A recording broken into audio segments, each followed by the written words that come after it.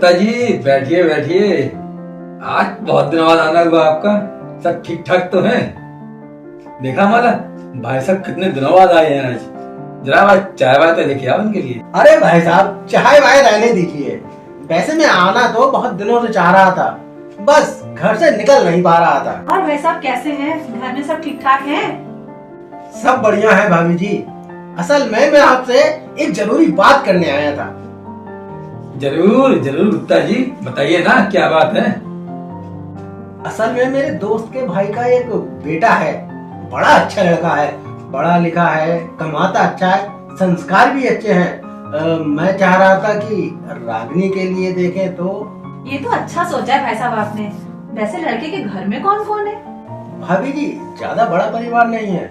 माँ बाप हैं, 2 बहनें हैं, दोनों की शादी हो चुकी है और इसी शहर में है। लड़का इकलौता है। रिश्ता तो बहुत अच्छा है भाई साहब, पर हमारी बेटी ज्वाइंट फैमिली में एडजस्ट नहीं कर पाएगी। और हाँ भाई साहब, उनकी बहनें भी हैं और वो इसी शहर में है और उनका भी आना जाना लगा ही रहेगा। और भाभी जी, ज्वाइंट फैमिली कहाँ है? बस माँ बाप ही तो है।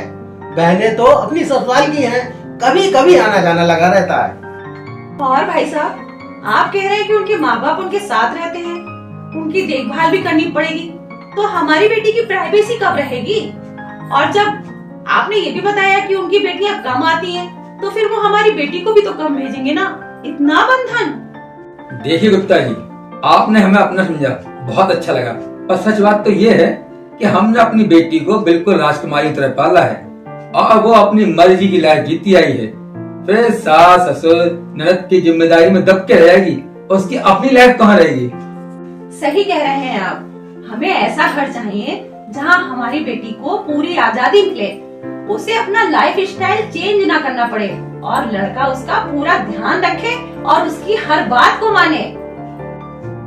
अरे भाई गुप्ता जी, हम दोनों अपनी बेटी से बहुत प्यार करते हैं और उससे जरा भी पासान नहीं दे सकते। अच्छी सोच है आप लोगों की। एक बात कहूँ, बुरा मत मानिएगा।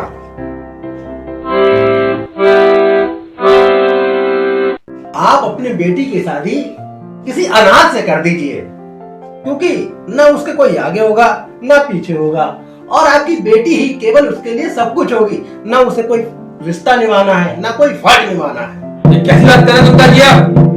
हमारी बेटी के लिए इसमें कमी है क्या? हाँ हाँ गुप्ता जी, ये कैसी बातें कर रहे हो आप? अरे वो हमारी इकलौती बेटी है, हमें आपसे ऐसी उम्मीद नहीं थी। ठीक कह रहा हूँ मैं, क्योंकि अगर परिवार है तो जिम्मेदारियां भी उठानी पड़ेंगी। बहू चाहिए घर परिवार और रिश्तों को चलाने वाली, और दामाद सिर्फ बेटी का ख्याल रखेगा। ताली एक हाथ से नहीं बजती भाभी जी। अगर दामाद का फर्ज है तो बेटी को भी जिम्मेदारियां उठानी पड़ेंगी। माफ कीजिए भाभी जी, मुझे लगता है मैं गलत जगह आ गया। अच्छा, मैं चलता हूँ। नमस्कार।